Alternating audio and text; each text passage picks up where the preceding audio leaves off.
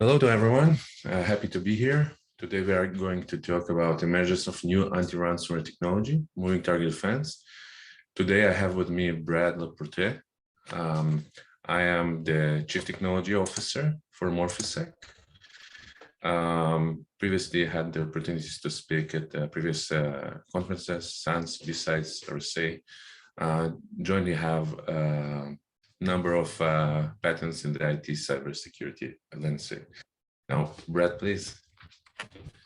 Yep. So Brad Laporte, Gartner veteran, top industry expert, keynote speaker as well. 20 years of cybersecurity experience across the Department of Defense, specifically as a U.S. Army officer, working for cybersecurity for the cyber intelligence community, Dell, IBM, and several other organizations over the years. It's great to be here. So I want to introduce our other member that we have on the webinar. So a little bit about Morphisec. And so Morphisec is a leading moving target defense solution, which will be highlighted in this webinar, which is a very important area that's been highlighted by leading industry analyst firms such as Gartner, Forrester, et cetera.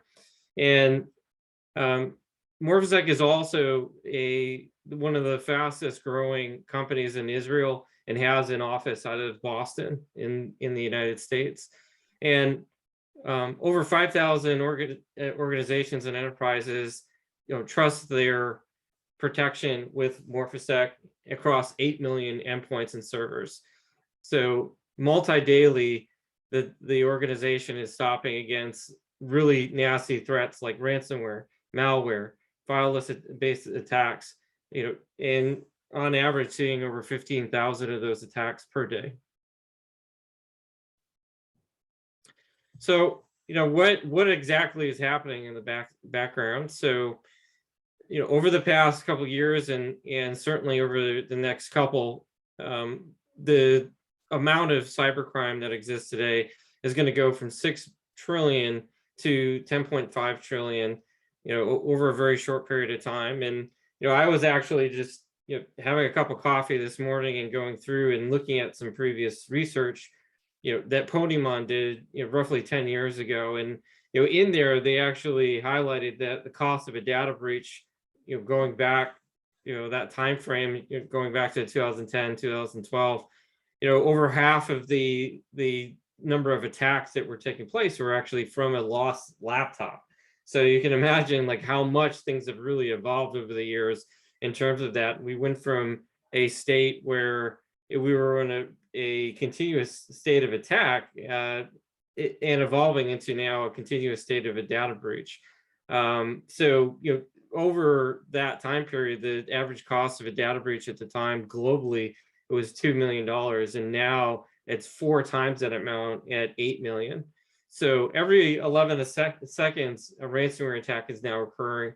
And, just for ransomware alone, the cost of the payouts and the amount of actions that are needed are more than ever and going up year over year. So if we go to the next one, and here are some very high profile attacks that have occurred over the past couple years. One, ironically, CNA being a top insurer of ransomware types attacks and being the underwriter for them. So no one is safe from these types of attacks, and they're becoming more and more sophisticated over time. So if we just jump to the next one. So why is this happening? And really what it breaks down to is a lot of the security tools that are in place today can actually be bypassed. They can be sidestepped. The on switch can be flipped off. And there's certainly a handful of known attacks that occur, but there's certainly a whole large increase of unknown attacks, such as zero-day types of attacks, implementing multiple different blackmail tactics, such as what's called double, triple, and quadruple extortion tactics around ransomware specifically, enforcing organizations to actually pay and further damaging their organization. And in addition to that, vulnerability exploits and leveraging vulnerability exploits are now the leading cause of of the major entry point, along with other different types of attacks across, leveraging more and more tools like Cobalt Strike, and other different resources and tools. And as threat actors go through their evolution, they go through their own digital transformation and build out their own global economy. They're becoming more and more interconnected with each other and acting as an actual community and an actual almost digital workforce that rivals a lot of the enterprises that exist today. So recently, there's been several evaluation studies that have occurred, and one that I want to call out specifically is from this January. And as part of this, this is done out of the MDPI group, and it was peer reviewed by the Journal of Cybersecurity and Privacy. And in this study, they actually went through and actually looked at 4 of the major different attack types, and all of the leading vendors that participated or were evaluated in this evaluation had actually failed a specific attack. Basically, all of them ended up failing in blocking these different types of attacks. And this has also been seen with the MITRE ATT&CK recent evaluation that's come out, where a lot of these vendors have to implement a high enforcement type methodology, so the highest level of capabilities in order to detect and respond to these types of sophisticated attacks. And with this study that you see here was in passive mode, so in the lowest level setting in terms of those capabilities, and all of these have been sidestepped either through one or even in many cases all of the different types of attacks. So I'm going to hand this back over to Michael, and he's going to do a deeper dive into what this is all about and how the best practices exist. Thank you, Brad. And I think the mentioning of the latest MITRE evaluation was definitely relevant, and the tuning of the solution is definitely fits well to my next slide. What do you do really with ransomware? Assuming ransomware attacking you, as a CISO of a business, you need to think about your risk evaluation. What are the different access controls that can really help you to cope with ransomware? We mentioned right now EDRs and why they fail, and we'll get a bit into the details. Why does it happen, and what are the different solutions to reduce the risk? But really, from the point of view of a CISO, you have your mitigation controls, your compensation, recovery, and transfer controls. We all know about insurance and the high premiums that right now is being paid by a lot of businesses. You cannot avoid it almost. You have obviously the EDRs and the EPPs are mostly for detection, require a lot of expertise that do not really prevent the attack from happening.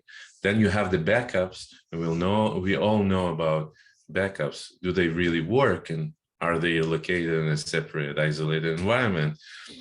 Just a week ago, we handled an incident response event in which customer of incident response have been approaching us with all his virtualization service encrypted together with the backups, just because they are network. And then there's the hardening, obviously, that is possible, and it's a good way forward. Unfortunately, it requires also expertise, and it requires some compromise on usability. So it's not very easy to reduce that attack surface by hardening. So why really detection solutions, EDRs, fail to cope with the landscape of ransomware today? So obviously EDR, endpoint detection and response, the focus is about response, right? And then detecting and then responding and understanding what is really happening there requires a lot of expertise. It's less of a prevention. And Brad mentioned MITRE evaluation. There was a couple of use cases of prevention mode evaluations in which the solutions need to be tuned really and there were funny cases in which there were prevention for creating a shadow copies. I mean, really, it's a normal operation that an IT person will do. So just think about the false positives. It's really difficult to prevent. And the next slides, we'll talk about a couple of examples of such attacks. But really, the attackers, when they approach, EDRs or detection solutions, many times they just disable them, and then they do their operations. Because we are right now in the manual control and manual compromise, you have a very advanced team there working behind the screen. Couple of examples, the Conti, which is one of the more popular ransomware today, allegedly Russian originated group. They are doing a lot of custom packing. So they're introducing a lot of difficulty to scan for the AV, obviously to scan for signatures and patterns, but also for runtime detection, because when does this packing helps? When do you detect the ransomware? When you already detect the ransomware, it already encrypted your environment, so it's too late. So we are talking about detection versus prevention. Babook was a great example, and there are a couple of others which are based on popular frameworks such as Golang and others. It's very difficult to detect or even prevent this kind of ransomware because, again, then you need to prevent a lot of Golang-based normal executables. As we are talking about false positive and noisy operations. Supply chain, we know about KSIA, we know about NotPetya, obviously the biggest impact. When you have supply chain, if you do not detect the supply chain, it's as if any other legitimate operation that is being done. And if detection solutions will start to prevent supply chain executables from operating, they may crash quite a lot of server farms in your organization that you don't want it to happen. There are more examples for advanced ransomware, but we'll get to the next point. So what do we see as a solution? Again, we are talking about a real problem, ransomware problem, in which the environment is many times is compromised when the ransomware is already deployed. To really provide a solution against ransomware, you need to think about the attack chain. You need to think about a deep depth defense approach in which many components play together and provide a bigger solution to cope and reduce the risk for ransomware. So MTD, or as we call moving target defense, is a solution that provides, reduces the risk for initial access execution, and also deals with defense evasion. If you kind of map it to the MITRE tactics, it provides many of the solutions to many of the places in which detection solutions simply don't know how to handle things. Obviously, it needs to come together with a hardening approach, proper backup, which is still appropriate, and prevention solutions such as reducing the attack surface eventually. Now, what is moving target defense? We all know about attack surface, right? The higher attack surface you have, the higher risk you have for initial access for the attacker or malicious users. How do you reduce the attack surface? You can remove the attack surface by means of hardening or disabling and then lose your usability, or you can hide the attack surface by basically making them unpredictable, right? If your attack surface constantly moves and changes, it's the same effect of hiding and disabling the attack surface. So it was actually mentioned by Gartner. Maybe Brett, you want to say a couple of words about MTD before I jump to the next slide, being a Gartner representative. Yeah, absolutely. I mean, this is such a critical area. Over the past couple of years, the focus has primarily only been on detection response. And now we're reverting back to the original principles of prevention. And moving target defenses is not only a major complement to a defense in depth types of strategy and approach, but it also it certainly complements and in many cases can act as a standalone mitigation strategy against these types of attacks. So very important. I think Gartner mentioned that in the coming 2-3 years, deception-based techniques need to be adopted by most of the solutions, right, to really cope with the Absolutely. fast-moving, changing landscape. Yeah. It's very rapidly becoming just as important as behavioral analytics. So UVA and those types of methodologies on top of just general expansion of the different approaches in the defense in depth. Right, thanks, Brad. So why is really moving target defense is so effective, right? We mentioned about the unpredictability of the landscape. So if you're looking at the attackers, how they work really today, they constantly change their techniques, constantly change their attacks. There's no more, let's say, no more interest in trying to find the signatures because the signatures change constantly. They pack and hide their footprints in the malwares. They use in-memory delivery techniques or living off the land kind of definitions. Right, there's no artifacts on disk or nothing really to scan, so it becomes very, very complicated to really footprint, identify, and not even saying attribute on what is really the attack. Moreover, we are talking about fully motivated groups that are working based on a business model. So we are talking about a group that compromises the environment, lands and expands into the environment within minutes, hours, minutes, and then basically can compromise everything. We already mentioned why detection fails, because again, they're based on predictable concepts, predictable indicators, predictable tactics, predictable techniques, which constantly change very quickly because the groups are very much motivated. Again, because the business model works and people are paying. It's very difficult to search and identify things in memory or malicious patterns. Because again, if you scan and search all the time for malicious behavior, essentially the impact will be on the usability.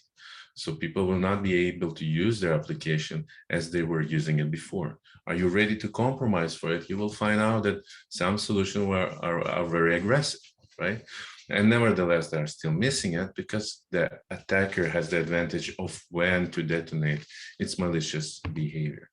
So MTD, moving target defense, solves exactly that kind of issues, right? The unpredictability, the polymorphism of the attack, we are solving with the unpredictability of the target system, right? So that the attacker actually doesn't know what to attack or how to leverage basically the new unknown attack surface. It constantly changes. It's definitely cost effective because you don't need to scan again or the environment or look for malicious behavior. We just know how the target system works.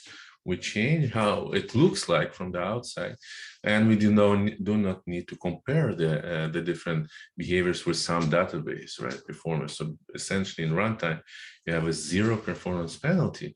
That's a real prevention solution versus a detection solution that you have. Now, again, I'm not saying moving target defense is replacing everything. We always need to talk about kind of a full approach in which everyone have a weight, and deep depth defense approach of moving target defense is complements your existing security tools. That, for example, if you look at Microsoft and its Windows 10, we have quite a lot of native security controls built in, including its Defender and its AV and its attack surface reduction tools, which together with moving target defense that we apply on the different layers, whether it's on the memory or the resources or even on the disk, as a deception layer, together with the controls that are already built in, provide a single pane of glass. So essentially, we provide a zero trust approach. Why is it a zero trust? In zero trust, you never you verify. You do not trust. You always verify, right? And the same with moving target defense. No one really knows how the landscape changes. So basically, only you, the one that changes the landscape.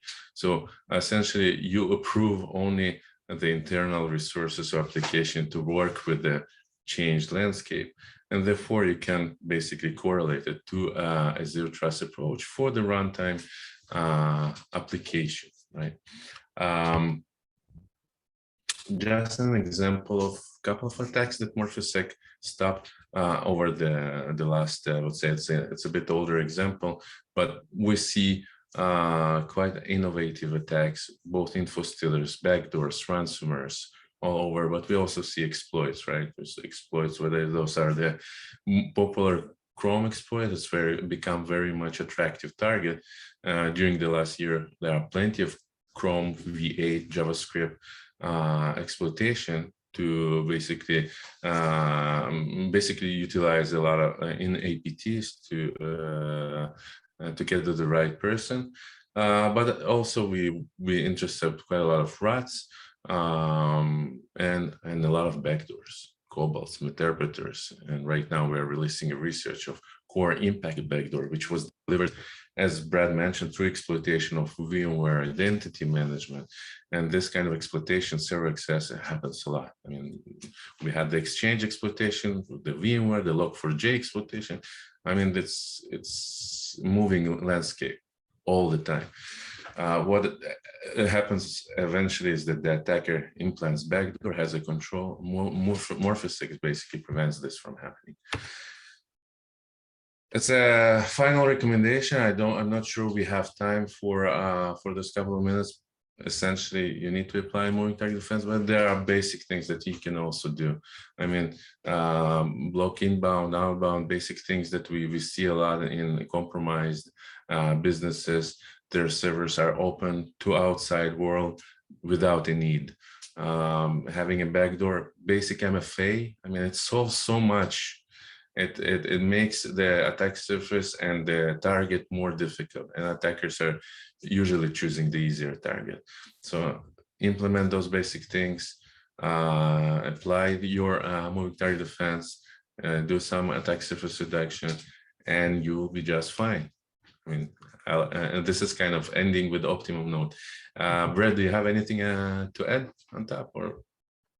No, just I would just definitely check out the Morphisec website, and we have tons of we have tons of experts that can walk you through any layers of these things, and as well as kind of the leading types of attacks, and actually walk through it with you. Thank you, Brad, and thank you, everyone, and see you soon. Thanks. Bye.